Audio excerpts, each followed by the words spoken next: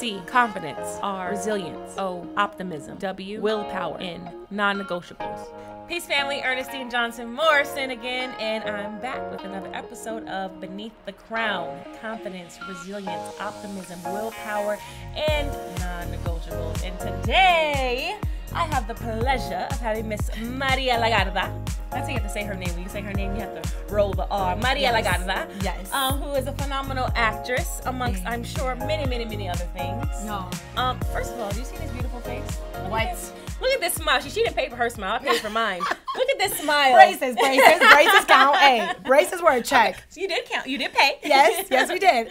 So today on Beneath the C.R.O.W.N, I have the pleasure of interviewing Miss Maria Legarda, who is an actress, like I said. I just recently studied with her in an acting class, ceremonial here in Atlanta, Georgia, and immediately I knew, I was like, oh, she's good. She's good. I'm like, she's good.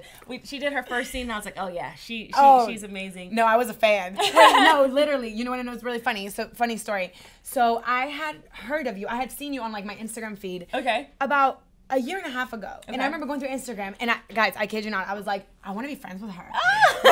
and then my best friend, one of my best friends, Erica, was like, oh, I'm friends with her. And I'm like, great, like, let's make this happen one of these days. You know, right. You get busy. We never met. Right. And then, like, fast forward to a year later, we're in an acting class, and now I'm here. So I feel like I attracted it. It's manifesting. Because I was like, she's a boss-ass bitch. Like, I want to be friends with her. Queen? Like, I was like, queen. She's a boss-ass queen. I was like, I want to be friends with her. And I was like, I need to meet her. And then it just happened. So. And then we just met. We just met in acting class. Immediately I knew I was going to be friends with her. And I was going to reel her into my world because she just had this infectious personality and spirit. And she killed her scene. And you know how I feel about good actors. I love good actors. And I was like, yeah, I need her in my circle. Thank you.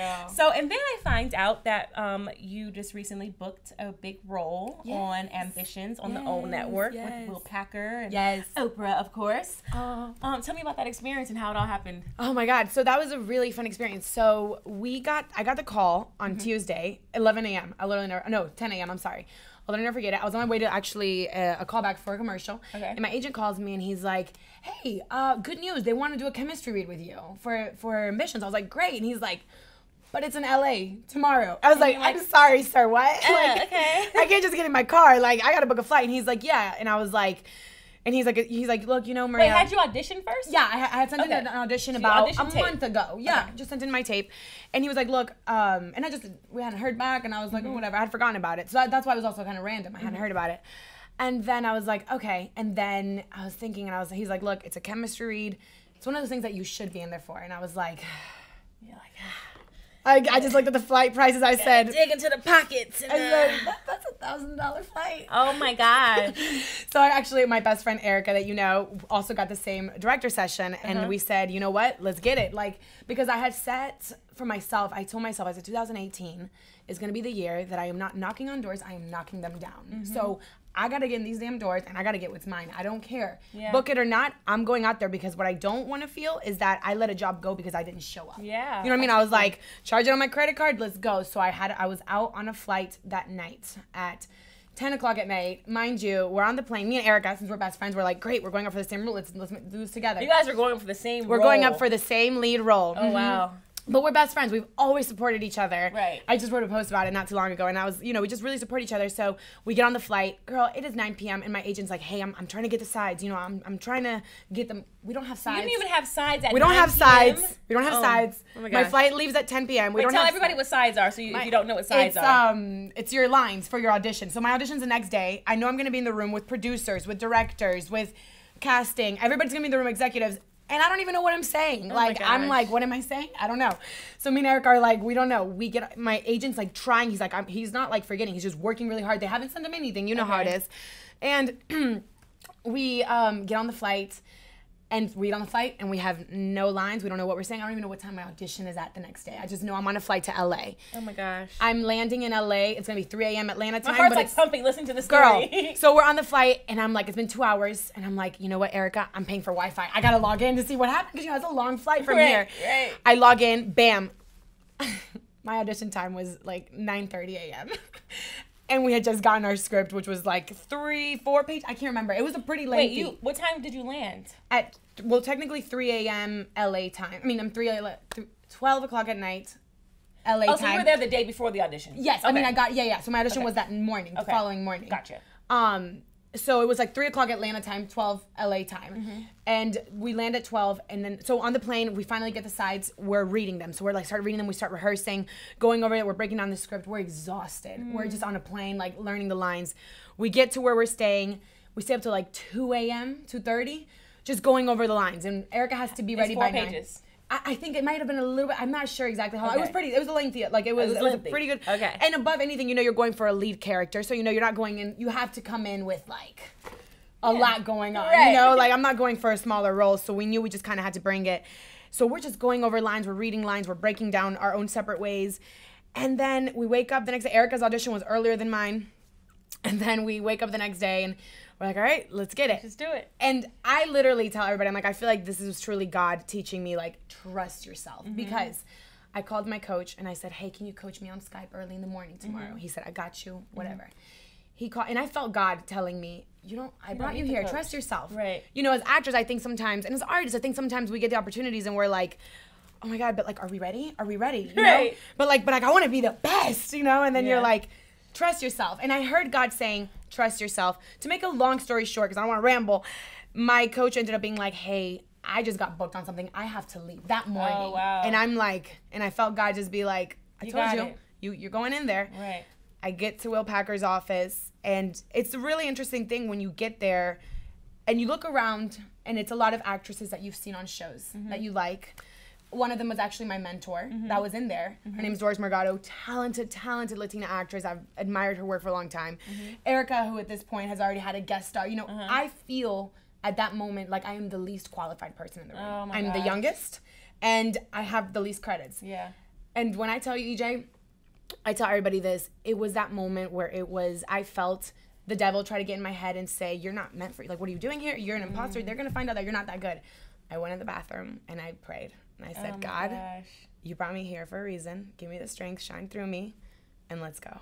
Oh, and I was the last one to go in. Wow. I went in, and it was magical. I mean, I'm not going to go into all the details of it, but I had the casting director call me and be like, look, you blew them out of the water. Like, wow. You know, they're shook. And I was happy. I mean, it was truly like everything I could pray for and have asked for. And I left there, and I was great. The role ended up being offered to my best friend, Erica. We celebrated, we jumped, we cried. Yes, who we had on the show. Yes, we cried together, we jumped. I was like, oh my God, you know, it's perfect. It's her role, it's her time, and it's fucking beautiful. And I got an offer after, I mean, you heard a little about this in the class. It had been a really kind of rough year for me. I had been getting really, really, really close, and I had just had a breakdown. I laid in bed. It was 2 weeks before my birthday. I called my boyfriend, so supportive. I call him and I'm bawling my eyes out and I'm like, I can't get out of bed. I feel like such a failure, you know? I'm gonna start crying. I feel like such a failure. I feel like this whole year I've been getting so close and like, you know? And I think it was one of those things that him and my other amazing friends were like, you getting that thing is not your success. It's not. And I felt God say, look, this is what I had to teach you. You are giving over your crown. You're giving over your power to a title, to a booking. Right. And it all clicked. And I couldn't get out of bed. I literally was in bed, bawling my eyes out, crying, just feeling like a failure. Feeling like it's about to be my birthday. I'm about to turn 26 and I didn't book anything this year and I got so close. So what is it in me? What is it that I'm missing? Yeah. And I felt God talk to me, and I had amazing family and amazing friends and amazing boyfriend that I'm so grateful for that just picked me up. And like I said, I felt God, and I was like, okay, I'm not giving my power over. This year has been nothing short of successful for me. I am successful. And when I did that, I gave it up, and I said, okay, thank you. I got up the next day. I was happy. Then like the next week, I get a call that I got a direct offer for the role where I get to play my best friend's best friend on the show. So you get to play your best friend in real life. You get to play her. You guys auditioned for the same role. Yes. You didn't get it. She got it. But then they called you and said, we want you to play her best friend on the show. I mean, that is nothing short of amazing. It was a blessing. And it was just, you know, it was when I gave over and when I stopped allowing the success of what it should be or that booking or that thing. You know, we all have that thing. Yeah. I was just putting so much pressure on that.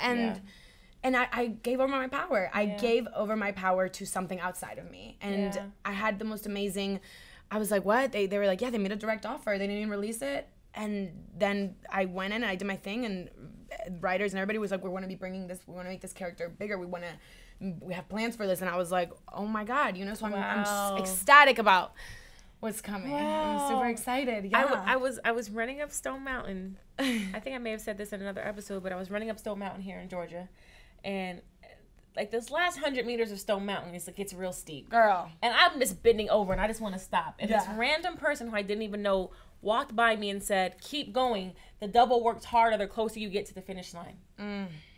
And when you said that, how you just walked in the room and felt unqualified. And that was just the devil trying to just work. Because you were that close to the finish line. You were that close to making it up the mountain. Absolutely. And the devil tried to try you. Yeah, absolutely. And make you feel unqualified and unworthy and undeserving and not good enough. But you went and you used the power of God, though, honey. Yes. You went to the you went to the bathroom and you prayed. And you showed the devil, like, when God is on my side, no weapon formed. None. And no weapon formed. None. And it's like, that's the thing, you know, as actors, as people, we pray so badly, and then we get in these rooms with these people who we admire, and you know, you look around and you see this competition, right? These people who might have bigger resumes than you, bigger things than you, but you just gotta look and say, no, God, you brought me here for a reason. If I walked through that door and if you got me here, it's for a reason, you know? And that's what you just got to trust, that you're there for a reason. I say it all the time. There is no room that God will put you in that you do not belong in. Facts. If God puts you in the room, you belong there. If he puts you at the table, you belong there. If he opened the door, you belong in it. Yeah. And we have to trust that within ourselves. And that's the beginning of the crown, to see the confidence, to know, God, you put me here. Yeah. Matter of fact, you knew me before you formed me in the womb. You knew me. Yeah. You already saw this plan. Exactly. And it's up to us to be confident and optimistic enough to know that. Yeah. What are some trials and challenges along your journey that helped you be Maria Legarda? And this empowered woman now who's wearing this crown so boldly as a Latina, as an actress, as an entrepreneur, and that's what we are. Actors, we're entrepreneurs. Yeah. What did you have to go through to get there? A lot of no's. Yeah. A lot. Yeah. A lot of no's and no's and no's. And we love her, but we're going to go with the blonde, blue eyes because it just looks better. We love her, but you know, a lot of people being like, that's not good. Yeah. Okay. Thank you. So how many no's did you endure before you heard a yes? Would you say? Well, to be honest with you, this whole year, I had no's. I was blessed enough to have director sessions, callbacks, but I did not book a single audition up until this year. And any actor that's been through this, because the year before I had a great year. Yeah. You know what I mean? I was on a movie. I did another movie. It was a blessing, you know. And it's like these up and downs, and you're here and then you're there. So this whole year I had heard no's, and it's just multiple no's. And I think one of the biggest things that has allowed me to keep on going is throwing. I love to ask myself, and I tell my best friends this: what scares the hell out of me? Right. And then once I know what it is, I jump straight to it. You know, LA scared me. So what I do? I went out there for about almost 2 months, and then I went back again. You know, and I stayed out there, and I like to throw myself into things that terrify me. And don't get me wrong, as I'm doing them, I'm like, well, I call my boyfriend, I call my friends, I'm like, I'm so frustrated. I'm like crying, you know, like literally like crying. Yeah, I'm not one of those people that's like, yeah, I'm here. Yeah. it's like I'm like that, and then I get there and I'm like, why did I get here? but it's amazing, you know? It's like then I look back and I'm like so thankful for it, you know? When I went to LA this year, it was the most hectic time of my life. I was living out of a suitcase. I was moving into different people's houses. I didn't have stability. I missed my family. I wasn't, you know, my whole world was literally just thrown up, and it was just like everywhere. Just trying to catch I was like, okay, where am I going? You know what I'm saying? So it was but it was an eye opener, and I think one of the biggest things that I just think can make my crown happen is just hearing no's and getting up and just asking myself, what did I learn from that now? What would you say is the secret ingredient in your life, in your journey, that is really honestly giving you those tools, though? Because it takes tools to build that crown. What would you say gave you the push and the unburning desire and the confidence and the resilience to be bended and broken and have so many no's but still keep going? What gave you that? How did you find that? I would honestly say it started with my mom and dad. I would say it started with them.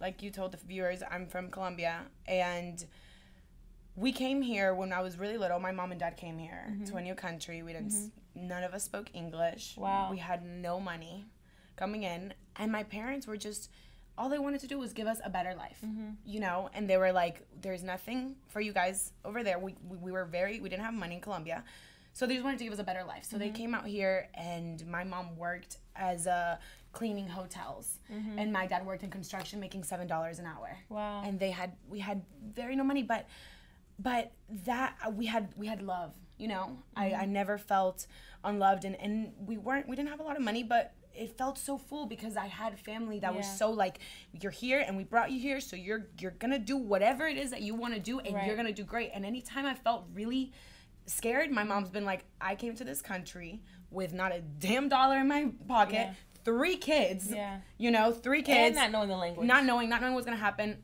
And they were, through God and through everything, my mom and dad have been able to build a company, you know, a big company for themselves, take care of themselves financially, you know. Like I am an immigrant. I saw the immigrant struggle. I saw that, you know what I mean? So I think for me, I would say the biggest tool was just growing up in a family that was just bold enough to say, we're here and we're gonna make it happen. And so when I look back, I'm like, if my mom and dad moved, I don't know if I'd have the guts to move to China and not know if my kids are even gonna how we're gonna make ends meet.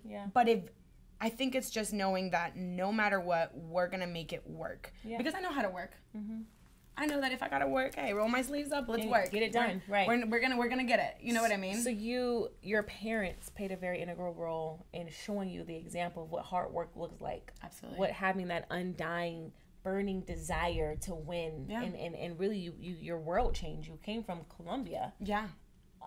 A whole different country, coming to this country, not knowing the language. So already your confidence, your seed was being built at an early age. Yes. Your resilience was being built at an early age. Your optimism with your mom instilling in you, hey, if we can move to a different country and not know the language and build a business and build a life for ourselves, your optimism was already being built. So you are so blessed and so fortunate that you come from a lineage of parents and family that instilled that in you at an early age, because some of us are finding it along the way and some of us still haven't found it. Absolutely. Haven't found the tools that we need.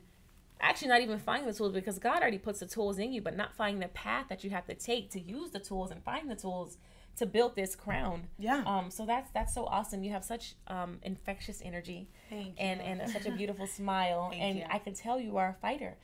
Just meeting you in acting class, and when you walked in, you were late for one. I'm like, we waiting on Maria to get here. I'm ready to work. You walked in late, and then you came in and you got to work immediately. You didn't ask no questions. You got your scene. You went out. You did it. And I admire that about people, and I noticed that about people. I noticed the fight in people, the confidence in people, the resilience in people, the optimism in people. We had a couple minutes to learn these lines and go do the scenes, and you just came right in. And you really, really owe that to your parents. Your parents are such a big blessing to your life. And a lot of us didn't have that. A lot of us didn't have that example. So shout out to your parents. For making you this fighter, this brilliant fighter, this confident, resilient, optimistic girl with undying willpower. But before we get out of here, I love to talk about the end, because I feel like the end and the crown is how you really mold the crown together, and it's your non-negotiables. What are some non-negotiables you've set for your crown? Like along my career, or you mean just for my life? As a person, in your career, as a woman, as a girlfriend.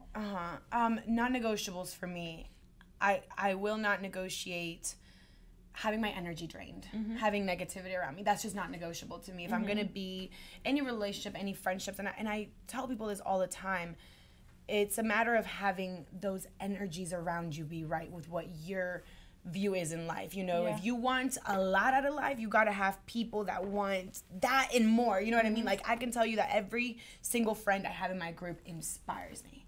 You know, whether they're actresses, whether they're engineers, whether they're in the journalism field, they're all in such different fields, and I just admire them so much.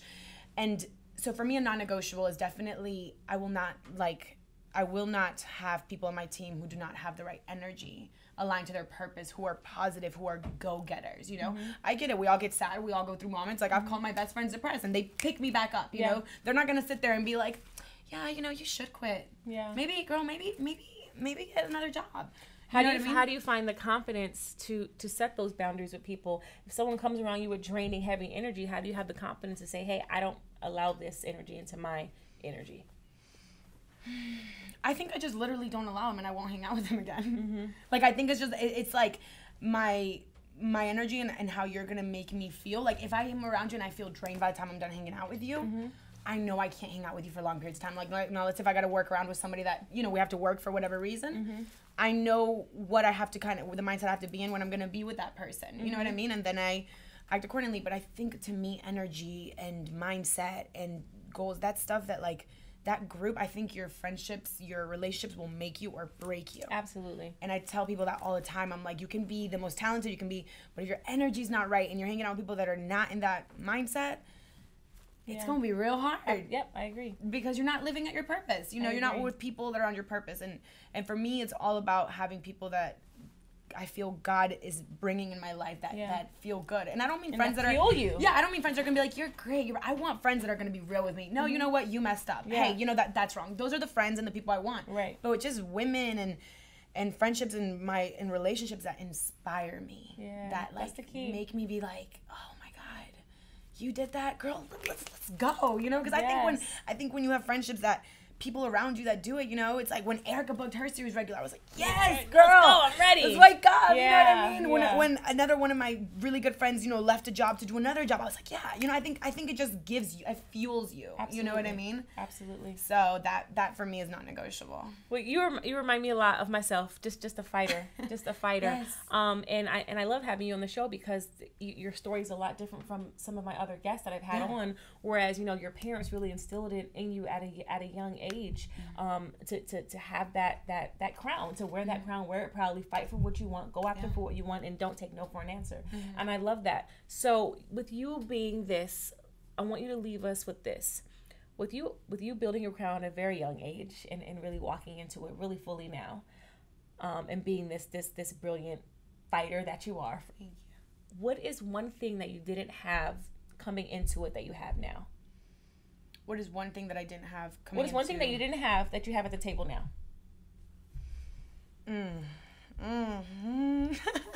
One thing that I didn't have, girl, I would definitely say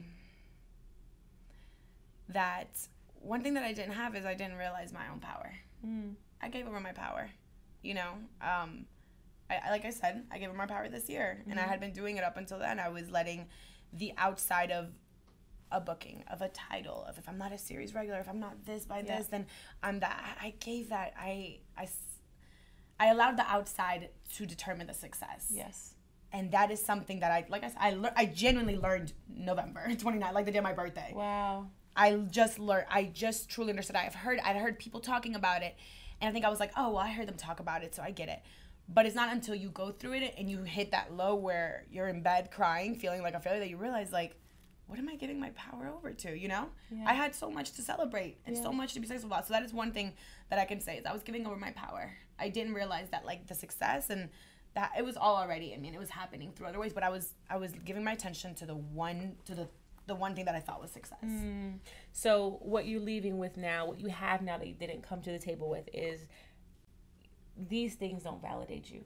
God validates you. Absolutely. What God already put in me, I already had it in me the whole time. That's what validates me. Absolutely. That's perfect. You see this strong woman here. She's beautiful, and again, we all think everyone has it all together, but even her, as strong as she is, and as long as she's been building her crown, she's still just a few months ago, was really allowing the outside world to validate her and titles to validate her when it's not about that. And she now knows that wearing this crown and walking into this crown and walking into this purpose is like, no, God already put it on me. I already had it.